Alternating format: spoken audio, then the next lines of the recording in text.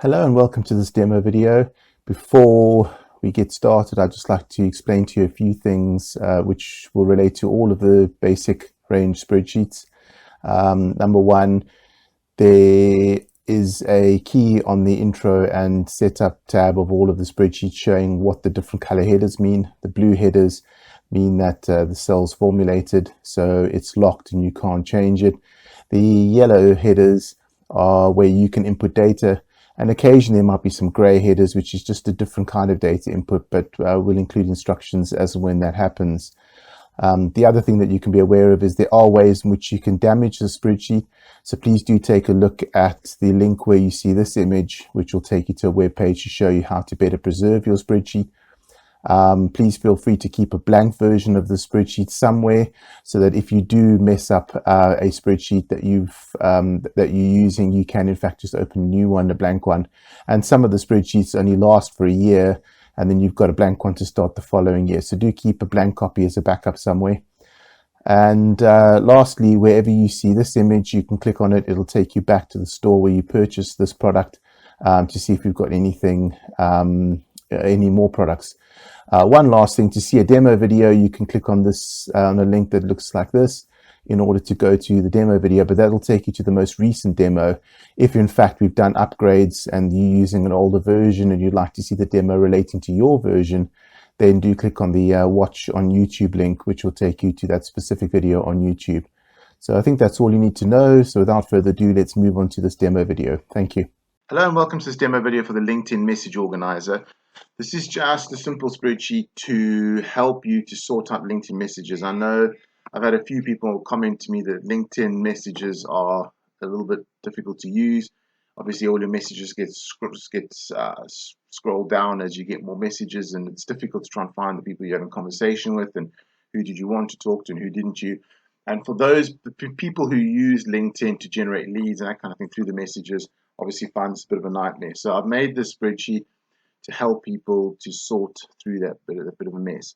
So how does it work? First and foremost, put your LinkedIn name here as it is on your profile, because when you export your data, which I'm going to show you how to get hold of it in a minute,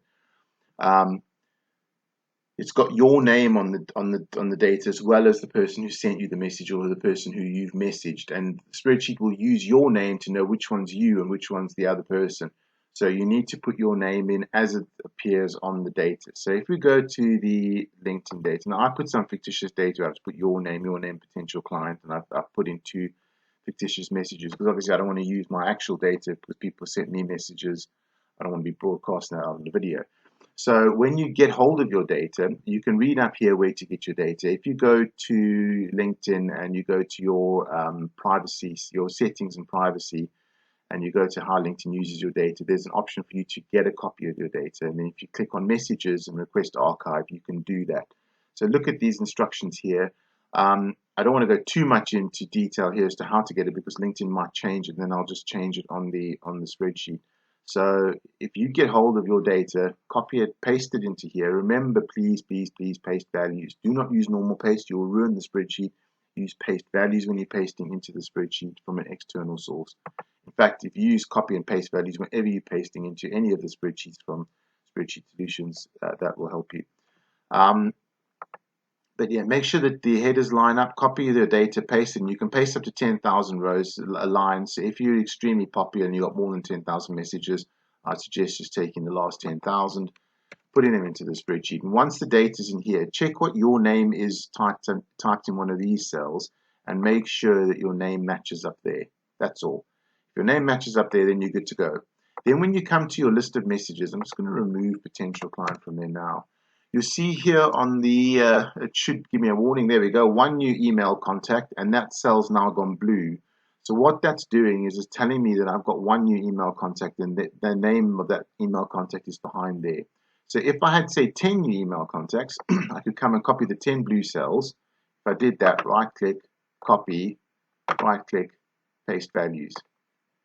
Now it's got my name in there. It'll take a little while to calculate, but now that message goes away and there's no new contacts. The alternative, so if you've got a whole whack of new contacts, say the first time you put this in and you got 300 new contacts or 1,000 new contacts, just simply scroll down, copy all the blue cells, paste values into here, and it'll paste the contacts into here. Alternatively, if there's just one, for example, you can actually just come here and select from the drop-down list, and it'll give you the name of that client and just select them. Why do I do it like this? Well, the reason I do it like this is if I automatically just showed you the names here and you start adding data next to them, and then you get new data and the names change, it's going to change the names, and it's not going to marry up with the date with the selections you've made next to those names, because these names will change every time your data changes. So I've done it like this, which is a simple way just for you to select the names. Now what will happen is if you change your data, it'll tell you which of your contacts are no longer on your data. The reason I put this in here is so that you can exclude. Because what you might want to do is you might have a client here that you've been talking to, and you may go, actually, this is coming to nothing. Let's just exclude them. And if you exclude them, then their name won't be available on the message thread. That's the reason why I put the exclude there. Because this message thread, what this does is, if you look at it from a blank point of view, just blank block boxes like you kind of thing you'd see on your email, where you've got all your email boxes. And what you do now is you go to the contact you'd like to see, select the contact you'd like to see, and this is the most recent message, which was outgoing. This was you sending to them. This was the message they sent to you, incoming, and you can read the messages down in order like you would on an email. So the most recent one at the top, and so on and so forth. So you can see all the messages from that potential client, from that particular contact. If you scroll down to the bottom, here's a full message, and it says show message 1 as above. Let's just take that out. If you say I'd like to see message 2, please, it'll show you the full message. The only reason why I put this in is because sometimes these blocks had to be a specific size. I can't get these boxes to adjust based on the text, so they have to be a specific size. So if you have a situation where this is a long message and it goes beyond this box and you can't read the end of the message, you can come down to the bottom, almost like an email where you say, full screen or open that message kind of thing. And this gives a much larger box where you can then fit the message in.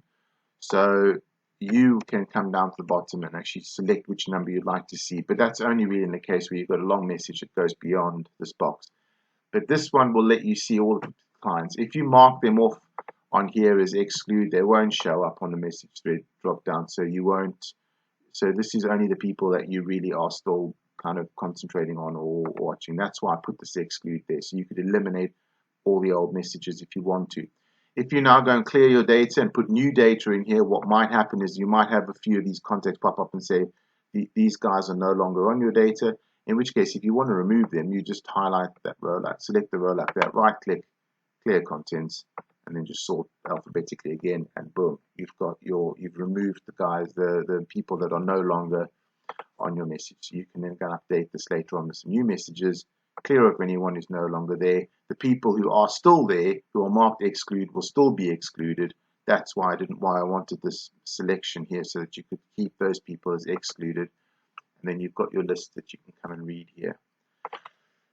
So yeah, if LinkedIn messages is something that you use a lot and you've lost track of who's where and what and who you need to reply to and all the rest of it, I hope that this helps you. And yeah, I wish you all the best. Thank you. Goodbye.